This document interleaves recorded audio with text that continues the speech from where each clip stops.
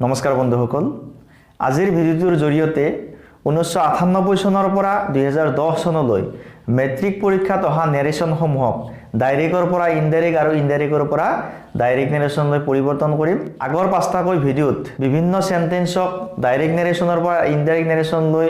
কিদৰে পৰিৱৰ্তন কৰিব পাৰি তাৰ ৰুলসমূহ উদাহৰণৰ সৈতে আমি বিতংকৈ আলোচনা কৰিছো আপোনালোক অনুৰোধ জনাইছো আপোনালোকে গোটেইকেইটা ভিডিঅ' প্লেলিষ্টত গৈ চাব তেন্তে বলক আজিৰ ভিডিঅ'টো আৰম্ভ কৰো HSLC 1998 প্ৰথম সেন্টেন্স আছিল A number Arun said I do not know this boy এটো এটা ডাইৰেক্ট নেৰেশ্যন কাৰণ ইয়াত উৰ্ধকমাৰ ভিতৰত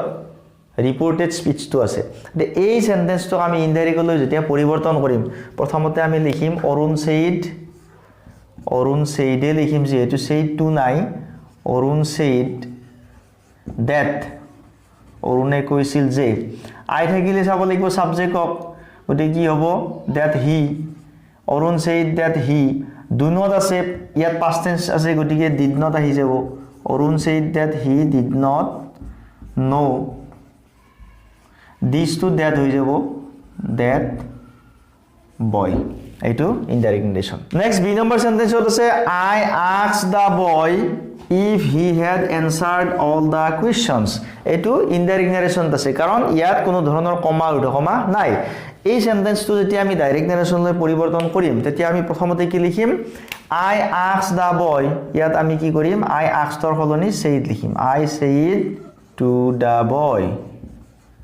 I said to the boy তাৰ পিছত কি হ'ব if ৰ সলনি কি আহিব if কেতিয়া বহে যদি ডাইৰেক্ট নেৰেশ্যনৰ ইনভাৰ্টেড ক্লজটো যদি ইন্টাৰগেটিভ সেন্টেন্স হয় অৰ্থাৎ এটো ইন্টাৰগেটিভ সেন্টেন্স আছিল কাৰণে ইয়াত if বহিছে কি হ'ব he had answered all the question he বুলি কাক কৈছে the boy অৰ্থাৎ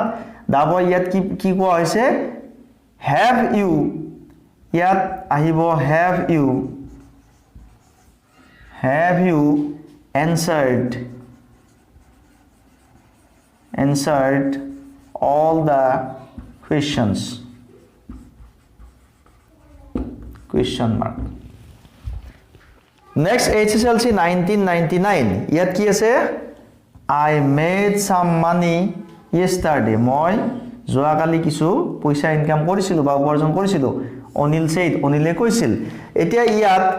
যেটো ৰিপৰ্টিং ক্লজ এটো পিছফালে আছে ৰিপৰ্টেড তো প্ৰথমতে আছে আমি কি কৰিম ইনডাইৰেক্টলৈ পৰিৱৰ্তন কৰোতে প্ৰথমতে আমি ৰিপৰ্টিং তো লৈ আহিম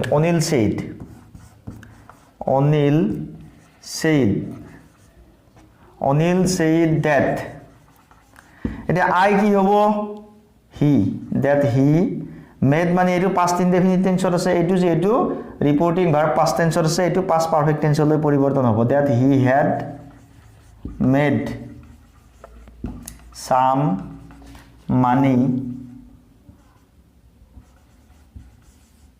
the previous day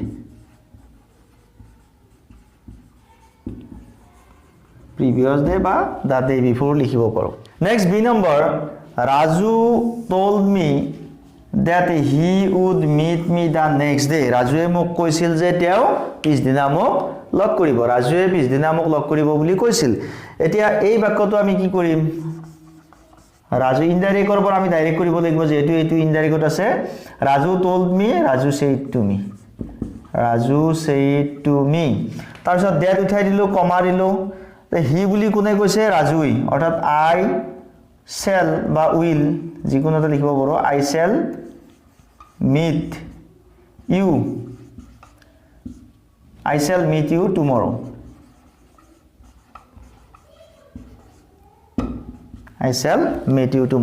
next HSLC 2000 ৰ প্ৰথম সেন্টেন্স কি আছে অনিতা said to ৰবি অনিতাই ৰবিক কৈছিল please lend me your pen অনুগ্ৰহ কৰি তোমাৰ কলমটো মোক ধাৰলৈ দিয়া এটো এটা আদেশসূচক বাক্য ৰিকুৱেষ্ট কৰিছে ইয়াত কি হ'ব যেটো প্লিজ কৈছে ৰিকুৱেষ্ট কৰিছে ইয়াত আমি কি কৰিম অনিতা ৰিকুৱেষ্টেড লিখিম ৰিকুৱেষ্টেড ৰবি অনিতা ৰিকুৱেষ্টেড ৰবি তাৰ পিছত কি আহিব দুটা ক্লজ টু ৰে সংযোগ কৰিব লাগিব to lend me বুলি কোনে কৈছে me বুলি কৈছে অনিতাই অৰ্থাৎ to lend her your pen কাৰ কলম ৰবিৰ পেন অৰ্থাৎ এটো কি হ'ব হিজ পেন হিজ মানে ৰবিজ বুলি লিখিব পাৰো নি লিখিলেও কথা নাই next B number sentence the boy told me that his father would meet me soon যে তেওঁৰ দেউতাকে মোক অলপতে লগ কৰিব বুলি কোনে কৈছিল the boy told me লৰাজনে মোক কৈছিল যে তেওঁৰ দেউতাকে মোক সোনকালে লগ কৰিব ইয়াত কি হ'ব the boy told me the boy said to me কমা উদ্ধকমা আৰম্ভ এটা his father মানে the boy কৈছিল অৰ্থাৎ my father will meet you soon HSLC 2001 ৰ প্ৰথম সেন্টেন্সটো আছে he said to me তেওঁ মোক কৈছিল lend me your book for today তোমাৰ কিতাপখন মোক আজিৰ কাৰণে ধাৰ লৈ দিয়া ইয়াত আমি ৰিকুৱেষ্ট লিখিব পাৰো কিন্তু ৰিকুৱেষ্ট নিলিখি আমি কি লিখিম আস্ক লিখিম কাৰণ ইয়াত প্লিজ শব্দটো দিয়া নাই গতিকে আমি ইয়াত কি লিখিম he asked me to দুটা ক্লোজ টু ৰে সংযোগ কৰিব লাগিব he asked me to lend me বুলি কোনে কৈছে তেওঁ কৈছিল অৰ্থাৎ lend him my book for past tense আছে গটি to that day হৈ যাব for that next b number sentence he said to me তেওঁ মোক কৈছিল you will be tired before you arrive তুমি উপস্থিত হোৱাৰ বা তুমি আহি পোৱাৰ আগতে ভাগৰুৱা হৈ পৰিবা এটা এই সেন্টেন্সটো আমি ইনডাইৰেক্টলি পৰিৱৰ্তন কৰোতে কি কৰিম he told me that he told যেটো এটো এটা assertive sentence he told me that you বুলি কাক কৈছে মোক কৈছে অৰ্থাৎ that I would কাৰণ will আছে এটো past tense আছে গটিকে এটো will to would হ'ব would be tired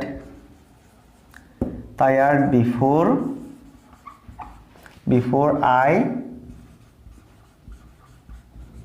arrived C number sentence Ram asked me if I had a car Rame মোক কৈছিল মোৰ এখন গাড়ী আছিল নেকি এটা কি হ'ব Ram said to me এটো ইনডাইৰেক্ট নাৰেশনৰ পৰা আমি ডাইৰেক্ট কৰিম if I had a car এটো এটা ইন্টাৰগ্ৰেটিভ সেন্টেন্স আছিল যাৰ কাৰণে আমাৰ ইয়াত if ব্যৱহাৰ কৰা হৈছে গটিকে এটো কি হ'ব I had a car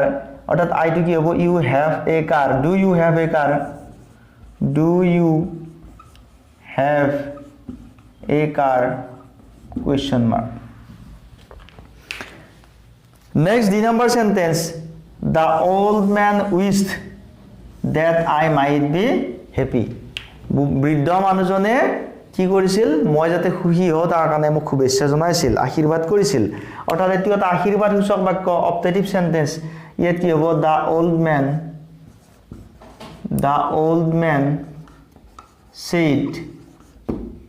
the old man said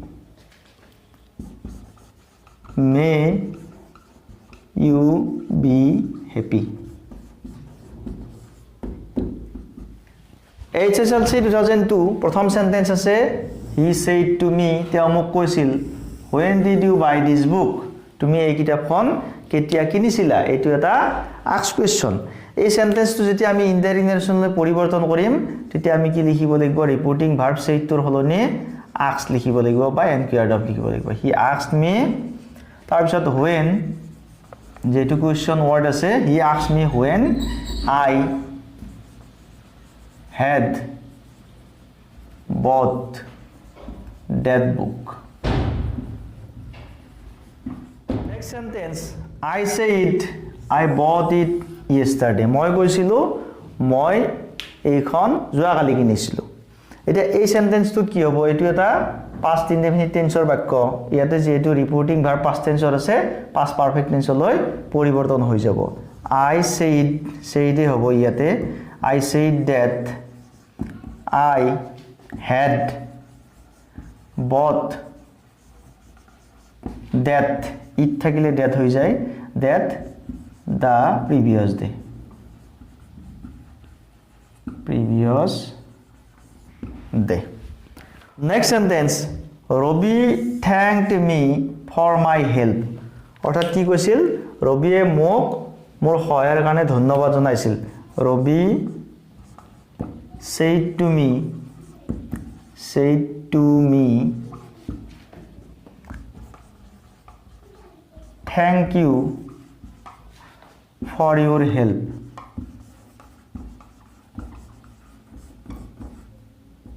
Thank you for your help. Next, the number sentence. The old man prayed that God might help me. বৃদ্ধ মানুহজনে প্ৰাৰ্থনা কৰিছিল যে ভগৱানে যাতে মোক সহায় কৰে ইয়াত কি হ'ব The old man said to me দিব পাৰি to me may God help you. HSLC 2003 প্ৰথম সেন্টেন্স আছে Mohan said to Hori can I borrow 100 rupees from you মোহনে কৈছিল যে মই তোমাৰ পৰা 100 টকা ধাৰলৈ ল'ব পাৰোনে হৰিক কৈছিল এতিয়া ইয়াত কি হ'ব can I অৰ্থাৎ এইটো এটা ইন্টাৰগেটিভ সেন্টেন্সত আছে গতিকে said তোৰ হলনি কি হ'ব asked হ'ব Mohan asked Hori if Mohan asked Hori if I can বুলি কোনে কৈছে মোহনে কৈছে অৰ্থাৎ if he can could হৈ যাব কাৰণ এটো past tense ত আছে if he could borrow a 100 rupees from him মানে হৰিৰ পৰা next number sentence Hori replied that he had no money to lend him হৰিয়ে ৰিপ্লাই দিছিল যে তেওঁৰ ধাৰলৈ দিবলৈ কোনো ধৰণৰ পইচা নাই বুলি কৈছিল অৰ্থাৎ কি হ'ব ইয়াত হৰি ৰিপ্লাইডৰ হলনি আমি হৰি said লিখিম বা ৰিপ্লাইটো দিব পাৰো Hari said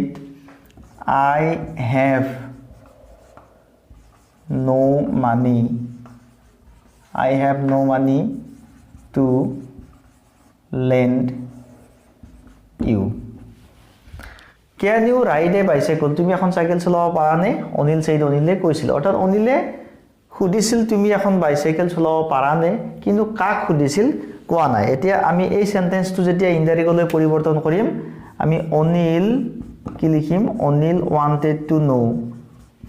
wanted to know if the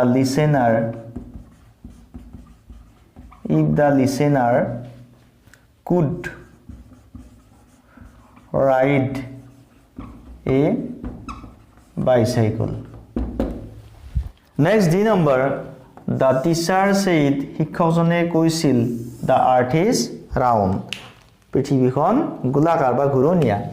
the teacher said that যেহেতু এটো এটা চিৰসত্য ঘটনা কোনো ধৰণৰ টেন্সৰ পৰিৱৰ্তন নহয় that the earth is round HSLC 2004 প্ৰথম sentence the teacher said to me don't neglect your studies শিক্ষকজনে মোক কৈছিল তুমি তোমাৰ অধ্যয়নক অৱহেলা নকৰিবা এইটো এটা উপদেশমূলক বাক্য ইনডাইৰেক্ট নেৰেশ্যনত কি হ'ব the teacher advised লিখিব পাৰো the teacher advised me not to neglect my studies. Next sentence the doctor said to her doctor jone taik khudisil can you buy the medicines তুমি তোমাৰ এই ঔষধখিনি কিনিব পাৰিবানে এই সেন্টেন্সটো কি হ'ব যে এটো এটা ইন্টাৰগেটিভ সেন্টেন্স আমি ইয়াত সেইটোৰ হলনি asked লিখিম the doctor asked her if she could buy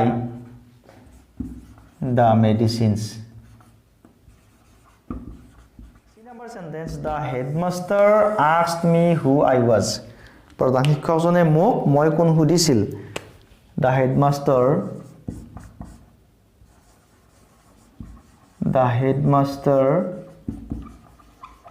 said to me who are you. D number sentence, he told his wife that he might be late. তেওঁৰ ঘৈণীয়েকক পলম হ'ব পাৰে বুলি কৈছিল. কি হ'ব এইটো? He said to his wife, I may be late. SSLC 2005, A number sentence, I made some money yesterday. He said to Hori. তেওঁ হৰিক কৈছিল মই যোৱাকালি কিছু পইচা উপাৰ্জন কৰিছিলোঁ. ইয়াত এটো কি হ'ব? He said to Hori. He told Hori that he had made some money the previous day.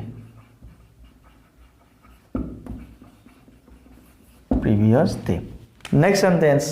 Mohan said that he goes for a walk every morning. Mohane কৈছিল যে তেওঁ প্ৰত্যেক ৰাতিপুৱা ফুৰিবলৈ যায়. এটো ইনডাইৰেক্ট আছে, ডাইৰেক্টলৈ পৰিৱৰ্তন কৰিলে কি হ'ব? Mohan said আৰম্ভ তেটো ঠিক হ'ল. তে হি বুলি কোনে কৈছে? মোহনে, অৰ্থাৎ আই বুলি কৈছে. I go for a walk every morning.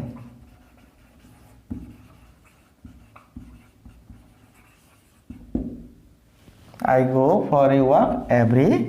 morning. HSLC 2006, প্ৰথম সেন্টেন্সত আছে the boy said, sir, please explain the poem once more. ল'ৰাজনে কৈছিল, স্যাৰ অনুগ্ৰহ কৰি কবিতাটো আকৌ এবাৰ এক্সপ্লেইন কৰক. এটা এইটো এটা ৰিকুৱেষ্ট কৰিছে এই বাক্যটো ইম্পাৰেটিভ সেন্টেন্স. যে ৰিকুৱেষ্ট যেটো কৰিছে আমি কি লিখিব পাৰো? The boy requested the teacher to explain the poem once more. Next sentence, the teacher said that he would do that the next day. শিক্ষকজনে কৈছিল যে তেওঁ হেতু পিছদিনা কৰি দিব. The teacher said, আৰম্ভ,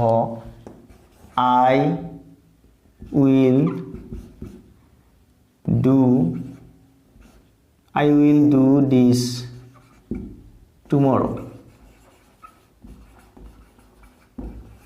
I will do this tomorrow. Next, HSLC 2007, প্ৰথম সেন্টেন্স আছে he said to them, তেওঁলোকক কৈছিল goodbye my friends, মোৰ বন্ধুসকল বিদায়. এটা এই সেন্টেন্সত আমি দুই ধৰণে লিখিব পাৰো. আমি এনেকৈ লিখিব পাৰো addressing them as friends, he bade goodbye to them. এনেকৈ লিখিব পাৰো বা he bade them goodbye এনেকৈ লিখিলেও হৈ যায়.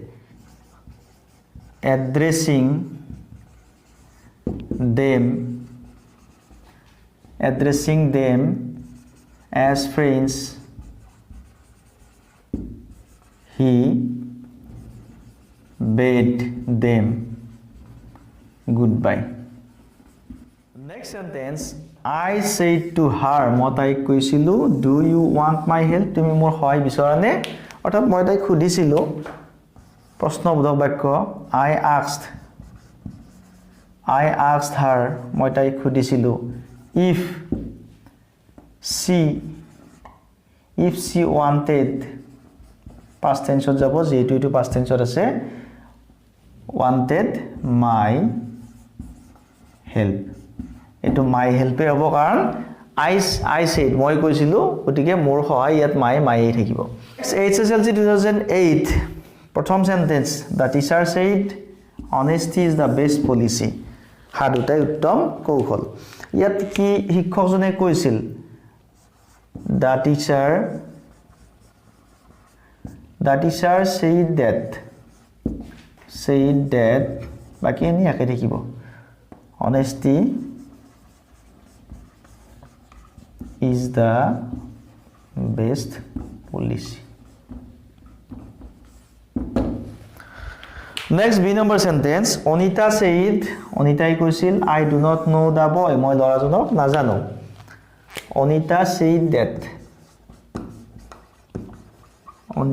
said that she did not know the boy. HSLC 2009 first sentence The lady said to the man মহিলা গৰাকীয়ে মানুহজনক কৈছিল I did not know you মই আপোনাক নাজানো মহিলা গৰাকীয়ে মানুহজনক কৈছিল মই আপোনাক নাজানো এই বাক্যটো কি হ'ব the lady told the man that she hadn't known him. Next sentence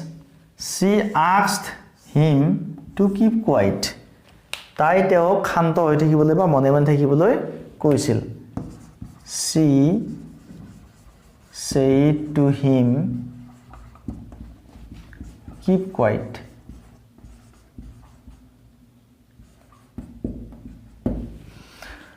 HSLC 2010 first sentence the lady said to me মহিলা গৰাকীয়ে মোক কৈছিল I will tell you my story মই মোৰ কাহিনীটো আপোনাক কম the lady